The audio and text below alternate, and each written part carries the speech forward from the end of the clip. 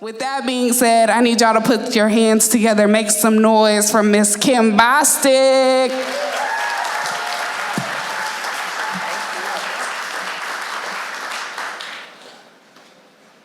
Good afternoon, everybody. Can you all hear me? All right, so as a clearing, I want to say that I am brutally honest. I do not have a poker face, and it is amazingly difficult for me to BS. No matter what the policy might say, no matter how hard the messaging from corporate, it is super hard for me to have a poker face. As a matter of fact, one of my team members told me, Kim, we can tell everything you think from your eyebrows. I mean, it comes out like, oh, that's a great idea. But it's interesting how the dichotomy between how we feel and what we do for a living oftentimes causes us friction.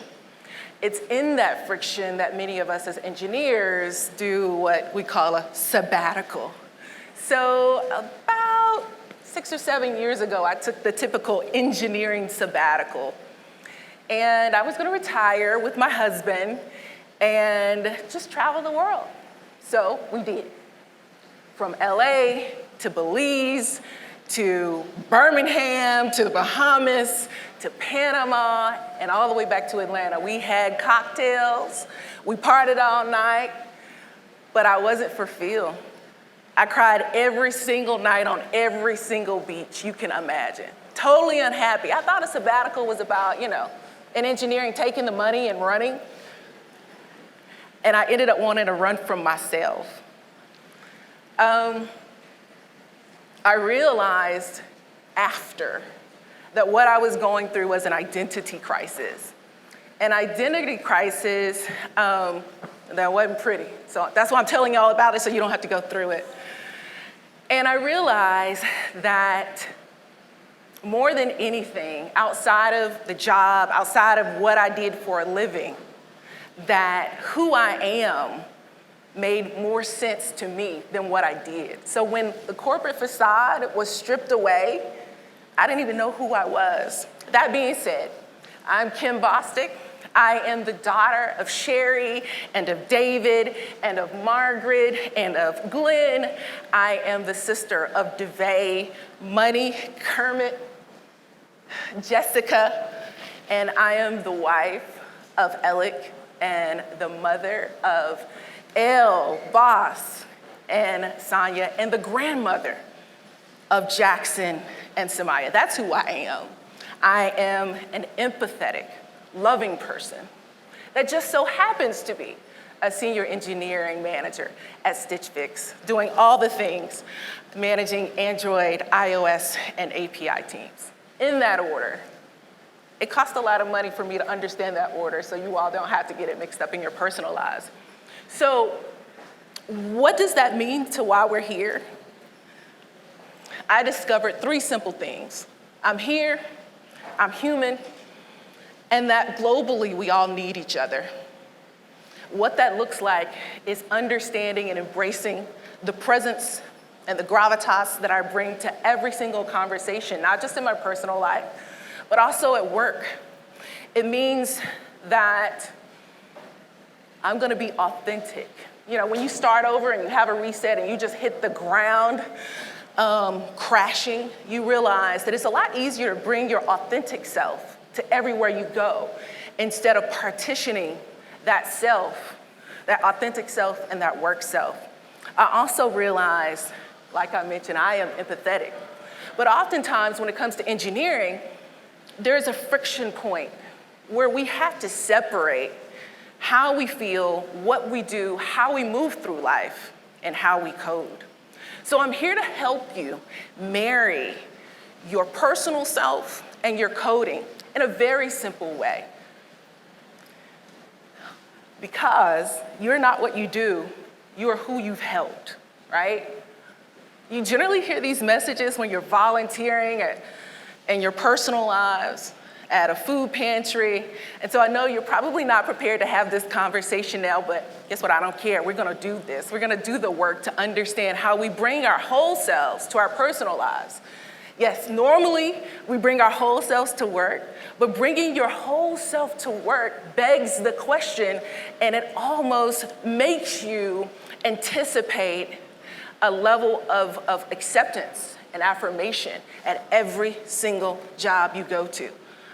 You bring the load and the weight of your personality to every single job. And that load is super heavy if you're going there seeking affirmation and seeking a way to be accepted as your whole self. Why not flip that on its head and bring your whole self to your personal life so that you can further enrich the people that you work around empathetically, carefully, because you are not what you do. You are actually who you've helped. Empathy, let's talk about empathy. We all know what it is. It's understanding and being able to share that understanding with others, but most importantly, being able to advocate in action what it is you understand. We all know what engineering is. What I like most about engineering, it's the artful way to bring about a creation, to bring about change, and to bring something to life. So, this past January, I was interviewing for one of the Android roles on my team, and I got a note back from a candidate, and she was like, "Hey, Kim, thank you so much for the interview. I really, really appreciate it, and everything that you talked about reminded me so much of empathy-driven development." Don't you just like it when somebody puts a label to your crazy, a label to your quirkiness? And that is what she did for me. I thought that I had an identity crisis that led to how I worked better in the engineering space, but that wasn't unique. I thought it was unique. It felt unique to me. But Andrea Goulet is the person that helped coin the phrase empathy-driven engineering. And I love her quote because it highlights empathy as a skill that should be leveraged by all of us as engineers. And in her quote, she highlights the fact that it's a skill that benefits us. But I want to push the envelope and say that not just us, because we are not just helping ourselves here. We're bringing and we're artfully creating web systems and software and apps to create change in the world. I mean, your change could be buying something or shopping for something, whatever it is that you're doing. You have the power, you have the scope, you have the voice to help empathetically build in change. So just to be clear, empathy-driven engineering, it isn't a feeling and is not irrelevant to software engineering. And when it does become irrelevant, and when it does become just a feeling, we see horrible mistakes. Horrible mistakes. Something as simple as showing up as your actual, hue in a photo.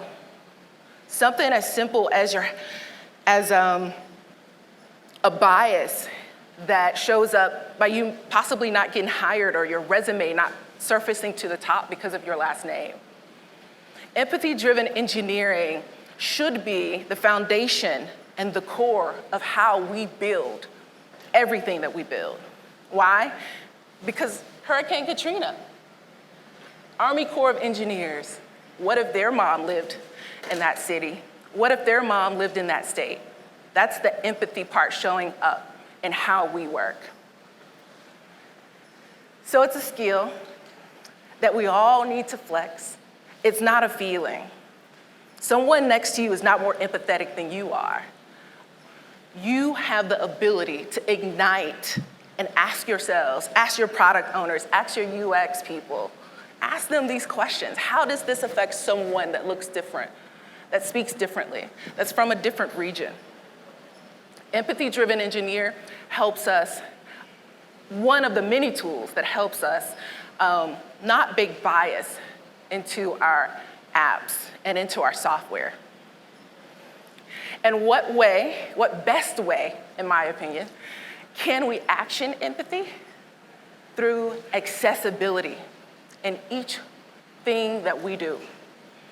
I know this is an engineering conference, but the more I focus on accessibility and engineering, it almost seems like it's to the lack or a lack of understanding that accessibility is needed in all spaces. So yes, I'm talking about engineering, but I want to categorically change the way we think about what we do, right? Something as simple as the other day we were all meeting up to go for lunch. First meetup in a really long time, and someone said, let's take a strolling walk down the Beltline. And my thought was, is that an accessible activity, right? So this is not just about engineering, it's just changing the way we all think. We want to make sure that our apps and our software that we build can be relatable, can be perceived, and can be interacted with everyone. So what do you, I'm sorry, I got a little lost. But anyway, accessibility is super important for a lot of reasons. But just to put numbers to it, over 1 billion people in the world are affected by some sort of visual impairment. And so when you look at the number 1 billion and you say that's just a sliver of people that live with disabilities, you can't even imagine how many people have cognitive disabilities, physical disabilities, and the like. Here in America, we have 61 million people that live with a disability. Those numbers are way too big for any of us to walk out of this room and forget. Those numbers are way too big for any of us to not ask the questions of our product owners and our business stakeholders. Have we thought about accessibility? This carousel is the contrast appropriate for accessible humans. This type or font, is it expandable? And more importantly, is it a part of a design system that can be reused throughout an app? So that being said, what I came to from an identity crisis to how I can bring my whole self to my life and influence the people around me at work, I realized that our standard for success really should be accessibility. I mean, we use numbers as key results. We use timelines as key results.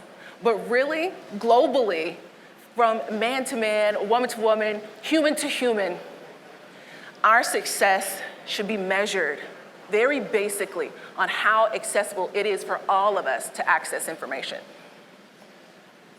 So why is accessibility important? Other than the fact that it's just the right thing to do. And accessibility, numeronym is A11Y. Why is it important? It increases our engagement, and it dials us into the social responsibility that we all must have in order to consider ourselves, I think, legitimately an engineer.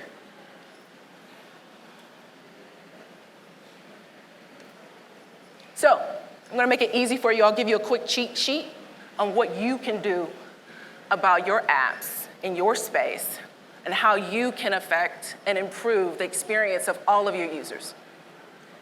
Turn on TalkBack. Turn on VoiceOver. Actually listen to what it is you've built so that you can hear what the over 1 billion people around the world might hear. Does it make sense? Does the dollars and cents read properly? Very simple. Grab a scanner. Scan your app. Create a backlog of tickets so there's some sort of traceability and accountability. And make it consistent. Why? Because accessibility is not a feature. Absolutely not. It's not something that pops up in your Scrum ceremonies as something that we need to do for a particular feature, whether it be, like I said, a carousel or a new image. We don't want to make that image accessible. It needs to be a part of our definition of done. It needs to be a part of the fabric of the work that we do. I decided not to get into the legalities of why accessibility is super important, but you can look it up. Plenty of lawsuits. I didn't bring that up and put it in my presentation because I don't think that that should be the trigger. I don't think that should be our motivation. Anytime legal or punitive reasons are our motivators, we're already wrong. Your motivator should be in here. So, again, your standard now of success should be accessibility. I'm Kim. I appreciate you sharing this time with me. You can reach me in all the places here. And I hope that you take back and own the thought that you and your work come together in a socially responsible way to make sure that accessibility is forefront, is important, and is consistent in all of your organizations. Thank you.